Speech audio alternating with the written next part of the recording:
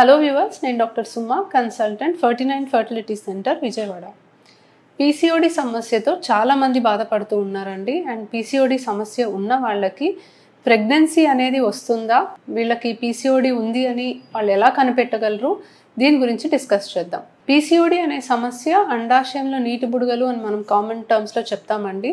ఈ ప్రాబ్లం ఉన్న వాళ్ళకి హార్మోనల్ ఇంబ్యాలెన్స్ అనేది ఏర్పడుతుంది. దీనివల్ల అండాశయంలో ఫాలికల్ అనేది టైంకి సెలెక్ట్ అయ్యి రప్చర్ అయ్యి ఎగ్ రిలీజ్ అవ్వడం అనేది వీళ్ళకి ప్రాబ్లం. సో నార్మల్గా ఆడవాళ్ళకి అండాశయంలో ఫాలికల్స్ ఉంటాయి. దాంట్లో నుంచి ఒక ఫాలికల్ సెలెక్ట్ అయ్యి పెరుగుతుంది. పెరిగిన తర్వాత ఫాలికల్ రప్చర్ అయ్యి ఎగ్ రిలీజ్ అవుతుంది.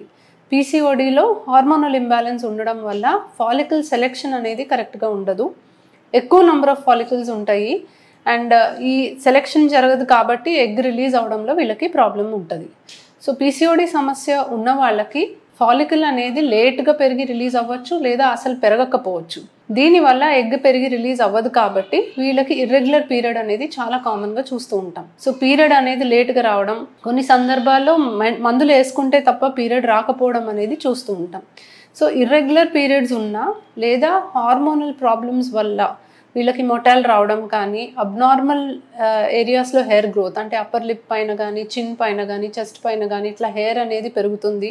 మేల్ హార్మోన్ వీళ్ళకి ఎక్సెస్ ఉంటుంది కాబట్టి దీనివల్ల అబ్నార్మల్ హెయిర్ గ్రోత్ ప్యాటర్న్ కానీ, వాయిస్లో కొంచెం హోర్స్నెస్ రావడం కానీ, లేదా మేల్ టైప్ ఆఫ్ బాల్డ్నెస్ రావడం కానీ ఇలాంటి సిమ్టమ్స్ అనేవి చూస్తాం. అండ్ స్కాన్ చేసినప్పుడు ఒక్కొక్క అండాశయంలో 20 ఫాలికల్స్ కంటే ఎక్కువ కనిపిస్తే అప్పుడు మనం పాలిసిస్టిక్ ఓవేరియన్ మార్ఫాలజీ అని అంటాం. సో ఈ 3 symptoms, irregular periods and hyperandrogenic features and స్కాన్లో మనకు పాలిసిస్టిక్ ఓవేరియన్ మార్ఫాలజీ, ఈ మూడిట్లో కనీసం 2 ఉన్నా కూడా మనం పీసీఓడి అని డయాగ్నోస్ చేస్తాం. సో పీసీఓడి అనేది మనకి మ్యాక్సిమం ఇర్రెగ్యులర్ పీరియడ్స్తో వస్తూ ఉంటారండి. కొంతమంది అడాలసెంట్స్ అంటే పెళ్ళి కూడా కాకుండా మన దగ్గరకు వచ్చిన వాళ్ళు ఎక్కువ మొటాలు ఉన్నాయి, ఇలాంటి సమస్యలు ఉన్నాయని వస్తూ ఉంటారు. అండ్ ఆఫ్ కోర్స్ పెళ్ళైన తర్వాత ఇర్రెగ్యులర్ పీరియడ్స్ వస్తున్నప్పుడు ప్రెగ్నెన్సీకి సంబంధించి చాలామంది వస్తూ ఉంటారు. సో వీళ్ళకి నార్మల్గా ప్రెగ్నెన్సీ అసలు రాదు అని అయితే కాదండి. వాళ్ళకి లేట్గా ఎగ్ పెరిగి రిలీజ్ అయ్యి ఆ టైంలో హస్బెండ్ వైఫ్ కలిస్తే న్యాచురల్ ప్రెగ్నెన్సీకి కూడా వాళ్ళకి అవకాశం ఉంటుంది. కాకపోతే రెగ్యులర్గా పీరియడ్ వచ్చే వాళ్ళతో పోలిస్తే వాళ్ళకి సక్సెస్ రేట్ అనేది తక్కువ. సో న్యాచురల్ ప్రెగ్నెన్సీ వచ్చే ఛాన్సెస్ అనేది తక్కువ.